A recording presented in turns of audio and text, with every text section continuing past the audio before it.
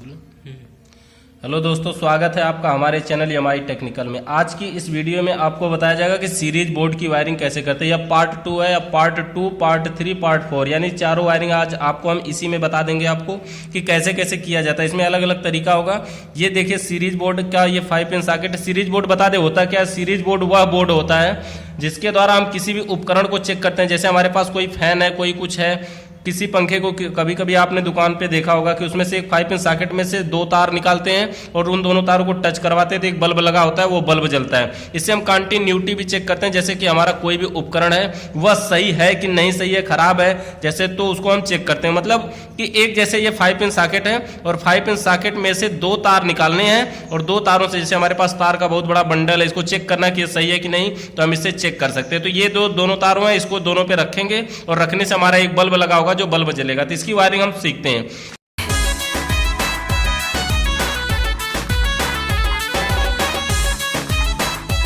सबसे पहले इसमें हम चेक करें, कनेक्शन करते हैं न्यूट्रल का। इससे पहले हमने आपको वायरिंग बताया था, वायरिंग के नियम जो 3 नियम थे, तो उसी पर आधारित। अगर आपने नहीं देखा है तो इसी में मिल जाएगा आपको, ठीक है। तो न्यूट्रल का वायर देखिए सबसे पहले जोड़ते हैं कि न्यूट्रल के वायर को सभी उपकरणों के एक एक पॉइंट में डायरेक्ट जोड़ते हैं। तो ये न्यूट्रल का तार है जिसको हम मान लीजिए कि यहाँ पे बल्ब के एक पॉइंट में जोड़ दिए। बल्ब है, फैन है, ये बल्ब है, तो यहाँ पे हम एक बल्ब में जोड़ दिए न्यूट्रल के वायर को उपकरण के एक पॉइंट में। ये जो दूसरा पार्ट हमारा है ये है फैन, तो इसके भी एक पॉइंट में हमें न्यूट्रल को जोड़ना होगा। ये तो देखिए हमारी सभी नॉर्मल वायरिंग हो रही है जैसे कि सब वायरिंगें होती है। तो पहले हम इसकी नॉर्मल वायरिंग करेंगे और बाद में इसी वायरिंग को हम सीरीज का रूप दे देंगे। तो देखिए 2 पॉइंट में हो गया। और ये एक और उपकरण है हमारा, ये बल्ब का, ये भी हमारा एक पॉइंट है, तो हम इसमें भी दे देते हैं। यानी न्यूट्रल के वायर को सभी उपकरणों के एक एक पॉइंट में दे देते हैं। देखिए ये जो 5 पिन सॉकेट है ये भी एक उपकरण है, लेकिन इसको 5 पिन सॉकेट को सीरीज सॉकेट बनाना है, इसलिए इस सॉकेट में हम न्यूट्रल की सप्लाई नहीं देते हैं, ठीक है। तो आगे हमारी वायरिंग होती है। देखिए इंडिकेटर भी इस बोर्ड में लगा हुआ है,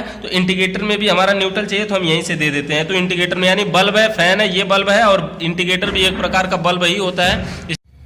ओके, तो इस तरह से न्यूट्रल की वायरिंग हमारी कंप्लीट हो जाती है कि न्यूट्रल के वायर को सभी उपकरणों के एक एक पॉइंट में डायरेक्ट दे दिए।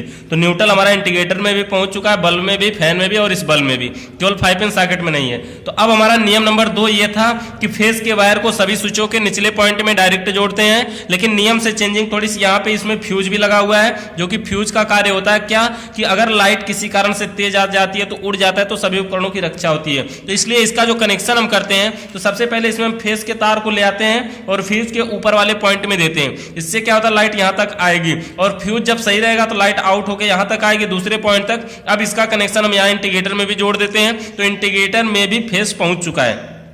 और अगर किसी कारण से लाइट तेज आई तो यही तार टूट जाता है, जल जाता है, गल जाता है, जिसके कारण लाइट आगे नहीं जा पाती है। और जब तक ये सही है तब तक ये चलेगा। तो ये हमारा फेस का तार है। और यहाँ से अब देखिए हम स्विचों के निचले पॉइंट में जोड़ते हैं। तो एक स्विच के निचले पॉइंट में जोड़ दिए, ये भी हमारी स्विच है, इसके भी निचले पॉइंट में जोड़ते हैं, यहाँ भी स्विच है, यहाँ भी स्विच है।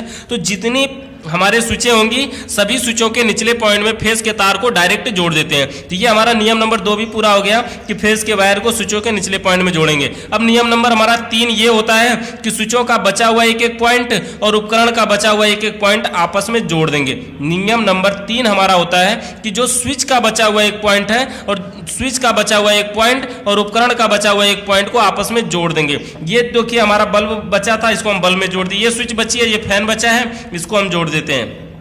जैसे देखिए कोई भी और ये स्विच है, ये स्विच, 3 स्विच खाली है, 2 ही उपकरण, वैसे एक ही उपकरण दिख रहा है। अगर इसको हम देखें, अगर हम इसी स्विच के द्वारा अगर हम इस बल्ब को जोड़ देते हैं, इस स्विच के द्वारा इस बल्ब को जोड़ देते हैं, तो इस स्विच को हम ऑन करेंगे तो ये हमारा बल्ब जलेगा। अगर हम यहां से इसको जोड़ दें, ऑन करेंगे तो ये हमारा बल्ब जलेगा। और अगर हम कुछ इस तरह से ऐसे इसको छोड़ देते हैं मान लीजिए, और अगर स्विच को ऑन कर देते हैं, तो ये फेस की लाइट यहां से होकर के दूसरे पॉइंट तक पहुंचेगी। और अगर इसको हम हाथ में पकड़े रहें और दोनों को टच करवाते हैं, मान लीजिए दोनों को सटाते हैं, तब भी हमारा बल्ब जल जाएगा। अगर हम इसी तार को क्या करते हैं, सीरीज बनाने के लिए इस सॉकेट को, ये जो यही तार है, इसको हम लेके आते हैं इस 5 पिन सॉकेट के एक पॉइंट में। ये देखिए हमारा एक आसान सा तरीका है कि एक पॉइंट में लेके आइए स्विच का ऊपर पॉइंट, और ये दूसरा पॉइंट इसके दूसरे तार में। इससे क्या होगा, यही दोनों तार अगर टच होंगे तो बल्ब जलेगा, हमें पता है। तो इस तरह से ये जो दोनों तार है 5 पिन सॉकेट में जोड़ दिया गया। और अब यहां से जब हम तार को एक निकालेंगे कोई ना, इसी दोनों तारों को अगर हम किसी तार से टच करवाएंगे तो ये लाइट यहां से होकर के फिर ऐसे घूम करके जाएगी, तो ये हमारा बल्ब जो है वो जलेगा। इस तरह से ये हमारा सीरीज का काम करता है।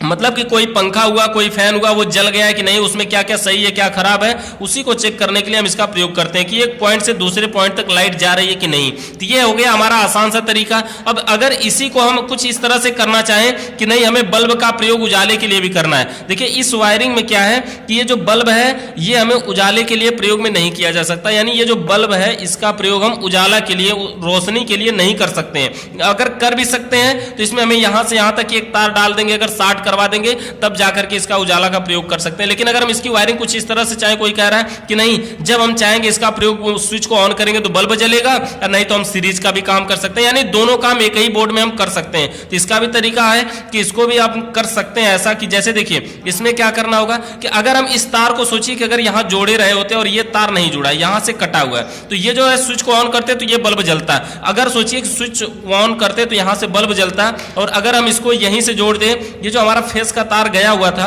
ये जो फेस का तार गया है, अगर हम इस तार को और आगे बढ़ा के सॉकेट तक पहुंचा दें तो सॉकेट में यहां पे फेस आने लगेगा, और जब हम इन दोनों को सटाएंगे तो लाइट यहां जाएगी, और अगर इस तार को, ये जो तार था इसको भी हम जोड़ देंगे तो लाइट यहां से भी आ सकती है। यानी स्विच को देखिए इस समय भी वायरिंग क्लियर हो चुकी है, बस ये तार नहीं है, एक तार नहीं है। इसमें क्या हुआ कि ये जो फेस का तार है ये सॉकेट में भी डायरेक्ट चला गया है, और इसी के पॉइंट को यहां से हम ले आए हैं, और यहां से शॉर्ट जब करवाएंगे तो लाइट यहां पहुंचेगी, और जब हम स्विच को ऑन करेंगे तो लाइट यहां से सीधे पहुंचेगी। ये लाइट यहां से सीधा जा रही है तो बल्ब जलेगा, और जब हम स्विच को बंद कर देंगे तो ये पॉइंट छोड़ देगा, जिसके कारण लाइट यहां से दूसरे पॉइंट से अगर शॉर्ट करवाएंगे तो दूसरे पॉइंट से होकर के पहुंचेगी। तो इस तरह से इस बोर्ड का प्रयोग हम दोनों तरीकों से कर सकते हैं। मतलब कि अगर हम इसका प्रयोग करना चाहें कि नहीं खाली हमें सीरीज बनाना है तो हम सीरीज भी बना सकते हैं, और अगर बनाना है कि नहीं हमें सीरीज भी बनाना है और हम इस बल्ब का प्रयोग उजाले के लिए भी करना चाहते हैं तो आप दोनों तरीके से कर सकते हैं। तो वीडियो अगर अच्छी लगी हो तो लाइक जरूर कर दीजिएगा। धन्यवाद।